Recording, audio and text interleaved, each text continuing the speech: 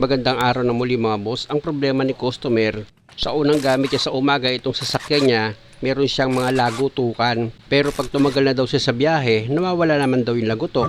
Na-check ko na itong pangilalim niya, wala naman siyang sira.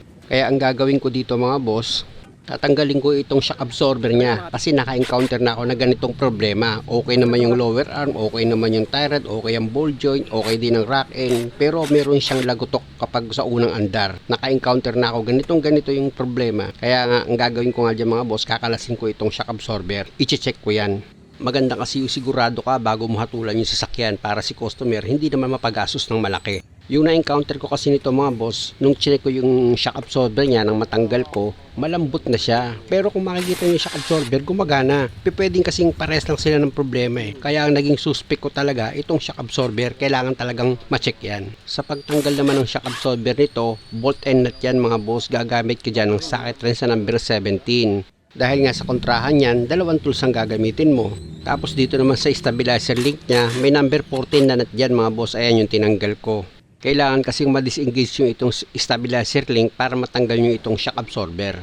Hindi naman kasi pwede mga boss pag magpapalit kayo ng shock absorber nyo kaya magtatanggal kayo, yung mga nakakapit dito sa shock absorber, hindi nyo yung tatanggalin. Lahat na nakakapit dito sa shock absorber or naka-attach, dapat ihiwalay nyo yan para matanggal nyo ng buo itong shock absorber. Ganun ang gagawin nyo. At itong dalawang bolt na nakalagay dito sa shock absorber mga boss, nakita nyo naman tinanggal ko na yan. Tapos itulak nyo lang itong shock absorber sabay hila dito sa steering knuckle para mapaghiwalay nyo sila. At dahil nga sa okay na ako dito sa ilalim mga boss, dito naman ako sa ibabaw sa may shock mounting niya. Meron ka naman dyan tatanggalin na dalawang nut na number 12. Ayan mga boss, so, gumamit ka lang ng box wrench, luwagan mo yung dalawang nut na yan. Pag medyo maluwag na yan mga boss, pwede mo nang kamayin yan. Sabi ko nga sa inyo para mas madali kayo makakapagtrabaho. Ganun lang naman para hindi kayo mahirapan gaano. Kasi mas mahirap kung mamanualin nyo ng mamanualin sa pagluwag. Pwede nyo naman ng kamayin. O ganun din dito sa kabila mga boss. Gamitan nyo yan ng box wrench na number 12. Tapos pag maluwag na at sa palagay nyo kaya nyo nang pihitin ng kamay nyo, tanggalin nyo na ng kamay nyo. Ganun lang. Malaking bagay din kasi mga boss na yung kamay nyo or yung daliri nyo na i-exercise nyo rin. Maganda, mas matigas pa yung tornilyo na pipihitin nyo eh. Mas na-exercise lalo yung daliri nyo. Kung ganito yung sasakyan nyo mga boss at kayo ang magdi-DIY, hindi naman masyadong mahirap gawin. Kita nyo naman after kung matanggal yung dalawang nut dito sa ibabaw ng shock absorber sa shock mounting niya, o lipat ka naman dito sa ilalim ngayon para tuluyan mo nang matanggal itong shock absorber. Siyempre naman mga boss, pag tinanggal mo itong shock absorber, didiskarte ka rin. Iiwas mo siya kung saan siya sasabit. O diba? Ganun lang naman siya kadali. Hindi kasi pwedeng basta-basta mo na lang huhugutin yan. Ito na mga boss yung shock absorber na tinanggal ko. Ang susunod mong gagawin dyan, gagamit ka naman ngayon ng coil spring compressor. Ayan mga boss yung inilagay ko dito sa coil spring. Sa paglagay ng coil spring compressor mga boss dito sa coil spring ng shock absorber mo, dapat iposisyon mo itong coil spring compressor mo kung saan komportable ka pag ginamit mo siya para hindi ka mahirapan. Pag nailapat mo na itong coil spring compressor mo dito sa coil spring, pwede mo na ngayong gamitan niya ng impact wrench mo para higpitan mo siya. Ang mangyayari dyan, itong coil spring mo, ipipress niyan para umiksi. Tapos lipat ka naman dito sa kabilang side. Dito naman ilalagay yung isa pang coil spring compressor mo. Kasi mga boss, hindi pwedeng biglain mo agad na kaiksiin ng todo sa kabilang side. Dapat balance ang paggawa mo. Para pag inilagay mo pa itong isang coil spring, hindi ka mahihirapan. Ayan mga boss, so nakita nyo, nilagay ko na itong isa pang coil spring compressor. Tapos hihigpitan ko na ngayon yan. Para itong coil spring, mapipress siya. Siyempre naman, pag na-press yan, liliit yan.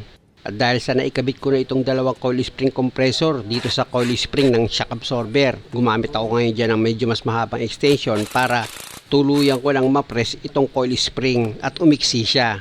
Nakita nyo naman mga boss, diba, salitan kong hinihigpitan itong coil spring compressor para itong coil spring balance siya, naiiksi. Hindi kasi pwedeng tabingi itong coil spring kapag tinanggal mo itong shock mounting. Dapat balance ang tayo ng coil spring mo para sigurado ka na hindi pipitik itong coil spring mo pag tinanggal mo na itong shock mounting ng shock absorber mo. At dahil sa balance din pagkakaiksi ko ng coil spring niya, gumamit ako ng socket wrench sa number 17 para matanggal ko na itong nut dito sa shock mounting. Dahil sa natanggal ko na itong shock mounting, pwede ko na ngayon hugutin itong shock absorber dito sa coil spring. Ayan mga boss, kung makikita nyo, dahan-dahan ko lang hinuhugot itong shock absorber para ma-check ko yan. Malambot na masyado.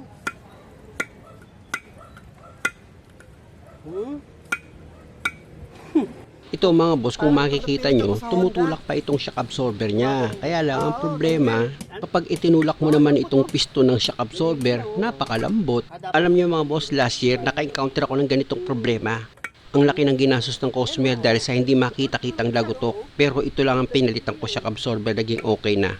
Ngayon namang 2024, dalawang problema yung na-encounter ko sa shock absorber din. Dalawa kasi mga boss ang symptoms nito pag nag-ingay itong shock absorber. Minsan sa unang gamit mo, dun lalabas ang lagutok. Yung iba naman, kung kailan tumagal ka na sa biyahe, dun naman siya lalabas yung lagutok. Maraming salamat mga boss sa panonood. Sana nakakuha kayo ng idea at huwag niyo naman sanang kalimutang mag-subscribe sa channel ko. Salamat!